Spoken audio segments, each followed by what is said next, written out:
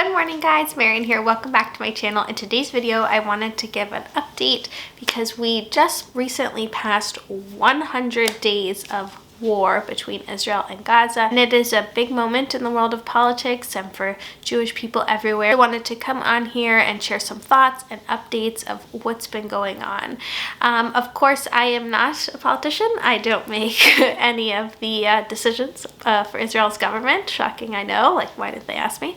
But as a Jewish person, anytime something's going on in Israel, it obviously affects our lives here in America as well. I do have family in Israel, and it's always been a part of my life growing up. I also studied abroad there for a year. My brother was actually in the Israel Defense Forces many years ago, so it's just always been a part of my life. So it's been over 100 days since October 7th when the terrorists attacked Israel, and since then I would say that things have really taken turns in ways that many people didn't expect or didn't know. And I kind of just wanted to chat with you guys about what it's been like to witness this, these atrocities happening, but also being affected by them in small ways here in the US, and what it's like as a Jewish person, our connection to Israel, Israel's government, all of that. It's a very complicated issue, but I do feel like every Jewish person is in a way connected to it.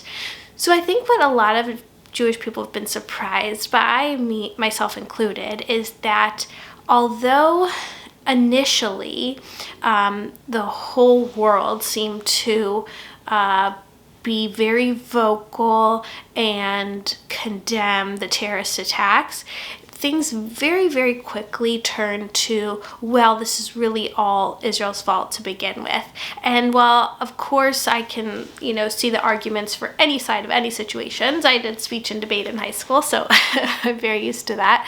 I think it was surprising for Jewish people, especially in the US, where a majority of Jews have always voted Democrat and have always been aligned with the left and progressive politics, to see so many of the, woke side, as they've been named now, just almost immediately turn against Israel. And I think for a lot of Jewish people, it was hard to separate anti-Semitism from anti-Zionism, which is another topic entirely. But for suddenly huge groups of people and political parties to say that, Israel doesn't have any right to exist at all, and therefore all the millions of Jewish people there don't have a right to exist, was very shocking to take in.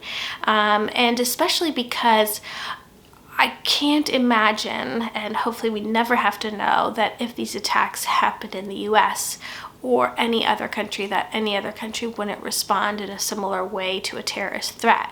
But because of so much dormant anti-Zionism and anti-Semitism, it suddenly allowed people to express their hatred in a very open way as soon as Israel responded to the attack. So I think for a lot of Jewish Americans, that was shocking and upsetting, especially within groups that we had been so involved in, left progressive groups. I think also what's sad, there's so much sadness about this war, but one of the nuanced things that have been sad and connected to what I was just talking about is that Jewish leaders had been so progressive and so involved in so many civil rights issues like Black Lives Matter and, all sorts of groups like that. Feminist groups, Jews has always been at the forefront of these causes.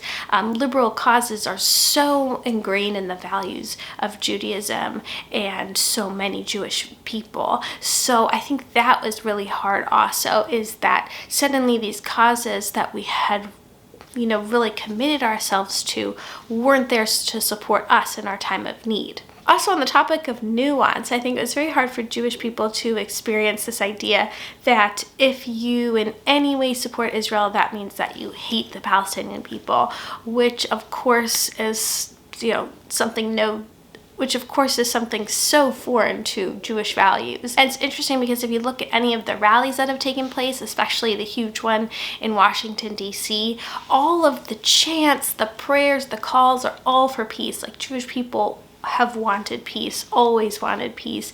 Most of them supporting a two-state solution and strong government for the Palestinian people. What we've always been against is terror. So it's also been hard to see groups of people just outright accuse Jewish people of, hating the other side completely, when we've sort of grown up always supporting a peaceful process and peace in the future. It's like the hallmark of all of our prayers. In every Shabbat service, we pray for peace in the Middle East, and so it's just kind of surprising the way things were misconstrued and turned as a result of the war. And then of course at home, there's just been so much rising anxiety and fears of anti-Semitism, and I know a lot of people have been nervous to show their Jewishness, out about on the streets, like wearing kippahs or Jewish stars or things like that.